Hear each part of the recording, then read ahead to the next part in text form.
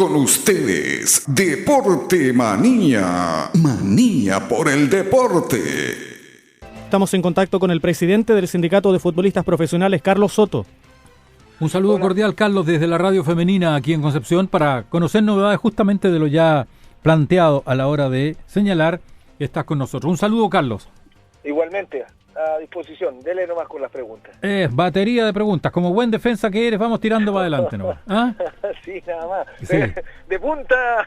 Vale, de todo vale. Sí. Cuando se es defensa, el puntete bien vale. Así es, y cuando es delantero también. Bueno, si es que entra. Un goleador en el fútbol chileno de los años 70, Oscar Fabiani. Te iba a decir, Fabiani era del puntete. Era especialista en esa materia. Dentro del área ahí, cerquita, para resolver, el puntazo siempre ayuda. Y Ahumada, el negro Ahumada, ¿no? También, claro. Hoy día eso no es muy común, ¿eh? El otro día había un jugador, aquí en Chile lo hizo, no estoy seguro si fue en O'Higgins o alguien de Católica, que rápidamente resolvió y le pegó un puntazo, pero fue en el estadio de Rancagua. Sí, correcto. Así que, sí. Bueno, todo vale. Ahora, así es. Ustedes señalaron en algún momento determinado que se iban a parar, que el campeonato no iría a empezar si es que había algún tipo de inconveniente en cuanto a la fecha, que el futbolista, hecho que venía planteando yo hace mucho tiempo también aquí, porque quedaba mucho lapso y jugadores que podían quedar dando vueltas sin recibir un peso. Y ese era un tema que ustedes lo conversaron, pero el campeonato tiene fecha, Carlos. Sí, bueno, conseguimos el objetivo, porque si se hubiese aceptado la fecha en que estableció el Consejo Presidente con anterioridad al anuncio de paro para la última fecha, que hicimos también en una asamblea de jugadores, hubiese sido muy dramático el tener 4 y hasta 5 meses sin cobrar una remuneración en aquellos futbolistas que están en la condición de libre o cesante. Por lo tanto, nosotros creemos, y según nuestros cálculos, llegan a cerca de 300 los futbolistas en primera división y otros tanto en primera B, de un universo total de 1.100 futbolistas que tienen contratos registrados por temporada en la NFP, en las 3 divisiones, primera división, primera B y segunda. Bueno, fue así como el campeonato tiene su inicio para el día 7 de julio, el torneo Copa Chile, y a las 2 semanas se inicia el torneo oficial, y lo más importante para nosotros es que los libros de pase, es decir, la posibilidad de ser registrado con un nuevo contrato en un club, se cierra la primera semana de agosto. No estoy seguro ahora en este minuto, cerca del 5 o el 6, un día jueves, 5 o 6 de agosto. Por lo tanto, ya queda definido los planteles, y eso también obligaría a que los clubes ya están, de hecho, interesados en futbolistas que están en libertad de acción. Me consta porque hay algunos jugadores que nos han pedido la ayuda para finiquitar como corresponde, dar por terminados los contratos en aquellos casos en que tienen plazo fijo, y ver la forma en cómo estos haberes deben ser liquidados. Así que, en ese sentido, bien, porque también ayuda a todo el fútbol. El hecho de que la Copa América termine un día sábado 6 y el 6, 7, 8, 9... Y el 7 y el 8 ya estamos prácticamente en competencia. Así Carlos, sácame una duda. El futbolista firma contrato y tiene el valor de la temporada, o sea, ¿un año? No, la ¿Cómo es ahora? La temporada está definido en el Código del Trabajo como el o los torneos oficiales que organice la entidad superior. En este caso, tendríamos que considerar una temporada aproximadamente 9 meses, 10 meses. ¿O son 2 campeonatos? Sí, porque son 2 campeonatos ahora. O sea, si fuera un campeonato oficial, a la antigua, eso sería la temporada. Es decir, la temporada no tiene una fecha cronológica de 12 meses, no. Tiene los que sea considerado la suma de torneos oficiales, en este caso en primera división, y primera B, un torneo, claro, con su parte de apertura, ¿no es cierto?, como introducción, y después la de clausura. En las 3 divisiones prácticamente es muy similar. De hecho, por primera vez durante no sé cuánto tiempo, no sé, debe haber sido unos 10 años o tal vez más, es que se inicia la fecha, la primera fecha en primera división y primera B en el mismo día, y el mismo día también termina la competencia para estas dos divisiones. Es que antes era más claro porque el campeonato, digamos, era de enero a diciembre, entonces una cosa así quedaba como el año completo que tenía contrato un futbolista, o hasta mitad de diciembre. Hoy día, como se invierte esto y que parte a mitad de año, entonces se produce ese desfase.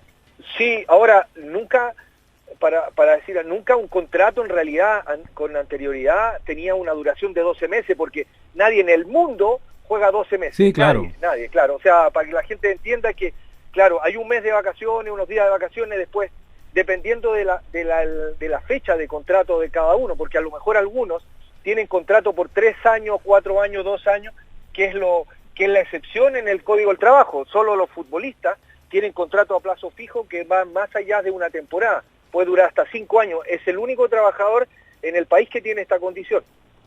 Carlos, ¿cómo le va? Buenas tardes. A propósito de esos jugadores que se han contactado con ustedes en el sindicato, ¿está Juan Carlos Espinosa de Huachipato a propósito de este problema que se le ha generado porque no se le está conociendo la cláusula que se había firmado el año pasado para salir? Bueno, sé por medio de representantes y de terceros que hay este inconveniente de las cláusulas de salida que establecen de común acuerdo el jugador con el club, y a veces se desconocen porque depende también de las circunstancias. De repente el club se siente afectado porque el jugador se valoriza, utiliza al club durante la competencia como vitrina y después queda libertad de acción. Esas son las condiciones de trabajo. Ahora, hay que revisar la cláusula en particular para determinar si efectivamente el jugador podría hacer uso del autodespido, es decir, poner término anticipado a su contrato de trabajo por alguna violación a una de las normas. Nos pasó con el caso de Fernando Meneses. Recuerden que el caso de Fernando Meneses fue muy bullado. Él tenía una cláusula de salida en su contrato que establecía un monto X si es que llegaba alguna oferta. Bueno, esa oferta llegó al club y la Universidad Católica arbitrariamente dijo, no, esto no lo acepto, pero si ya habían colocado una cláusula, tuvimos que ir a tribunales laborales comunes y el tribunal determinó que ese autodespido era válido, que la cláusula de salida era absolutamente de carácter laboral, no como argumentaba Católica, que decía que era una cláusula civil, de derecho civil, y finalmente el jugador fue decretado libertad de acción. Claro, se fue a Perú, a Lima, Alianza, claro, sí, para no verse afectado desde el punto de vista deportivo, porque a diferencia de otra actividad aquí, si te quedaste sin jugar, es un trauma, es muy dramático que un futbolista se quede sin jugar porque no pudo firmar, porque está prácticamente 6 meses o 5 meses sin jugar, y prácticamente lo que hace es definitivamente cambiar de giro y dedicarse a otra cosa, porque y después vuelve a Católica más encima. Y vuelve a Católica, claro, en otras condiciones, pero fue bueno, ya está, le sirvió mucho de experiencia tanto al club como para el resto de clubes. Tengo entendido, mira, que hubo un caso que no ha sido de público conocimiento, sí a nosotros, el caso de Garcés, Pablo Garcés, que tenía un contrato con la Universidad de Chile, utilizó una cláusula, se fue a Colo-Colo, y la Universidad de Chile reclamó a tribunales deportivos. Ahora, es increíble porque esas cláusulas de no hacer, bueno, la gente que maneja, es decir, yo no me puedo ir a tal club, que fue lo que pasó. Yo, siendo jugador de la Universidad de Chile, tengo prohibición de irme a jugar a Colo-Colo, a la Católica. Y precisamente de esos clubes le llega la oferta.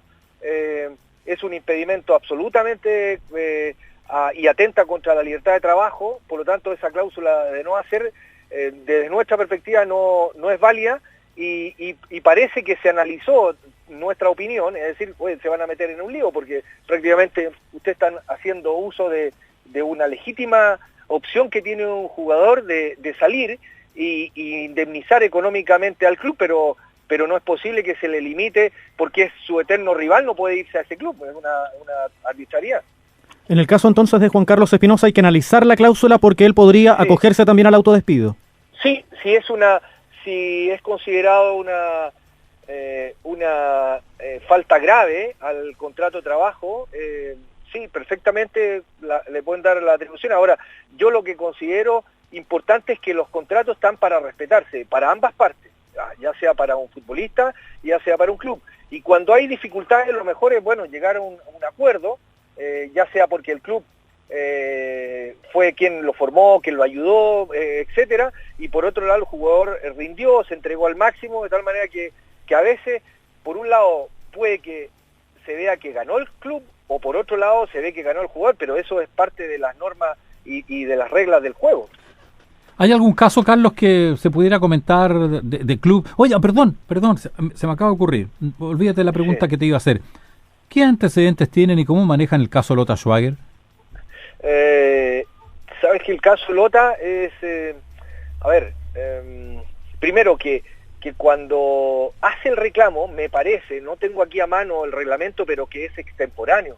Es decir, hay un plazo para hacer reclamos respecto a infracciones en el no cumplimiento de las obligaciones laborales, ya sea de remuneraciones o cotizaciones previsionales para los clubes. En ese momento había 4 jugadores que terminaron su contrato de trabajo en La Serena. Una cosa importante, hay que evaluar si esos 4 contratos son por término de la fecha convenida, es decir, por el plazo o de común acuerdo. Yo recuerdo que de esos 4, 2 jugadores llegaron al sindicato. Uno fue Adrián Roja, a quien precisamente nosotros le cobramos el cheque en la NFP, es decir, hicimos valer un artículo dentro de la ley de los futbolistas que establece el pago por subrogación. Es decir, que si hay un reclamo ante la entidad superior, que es la NFP, por no pago remuneraciones, el CIFUP reclama y dice, mira, a este jugador no le han pagado. ¿Y qué hace la NFP? Retiene dinero proveniente del CDF a La Serena y paga directamente con un cheque nominativo al jugador. Eso pasó con Adrián Rojas y hay otro que no recuerdo. Ahora, me parece que el tercer caso, un preparador físico, y el cuarto caso es el de otro volante que no recuerdo en este momento, que él sí continuó entrenando en el club sin recibir la remuneración, y ahí puede haberse producido eso que reclama Lota, que en todo caso me parece justo que el club haga valer ese derecho que tiene, porque si él cumplió las normas laborales, y hay otro club que no cumplió, y hoy día está en la primera vez, del punto de vista deportivo se salvó, pero hay que analizarlo, porque yo no tengo ahí todos los antecedentes. Lo que sí puedo decir es que el club La Serena, para nosotros, creemos que inscribió jugadores no teniendo la obligación, no teniendo cumplida la obligación del pago de remuneraciones en fecha. Eso me recuerdo, porque nosotros hicimos ese reclamo en el NFP y dijimos, oye, este club parece que está en falta. Y como no tenemos esa facultad también nosotros de fiscalizar, sino que lo que hacemos es una denuncia formal, la hicimos, bueno, y ahí en el caso Lota tendría que buscar los antecedentes, y si requiere de nuestra declaración, nunca nos vamos a negar a que todos los clubes puedan, en derecho, hacer las acciones que correspondan. Gracias, Carlos, por recibir la llamada desde Concepción, desde la Radio Femenina, y que tengas una buena jornada. Muchas gracias. No, gracias a usted por llamar. Un abrazo. Que Chao. estés bien.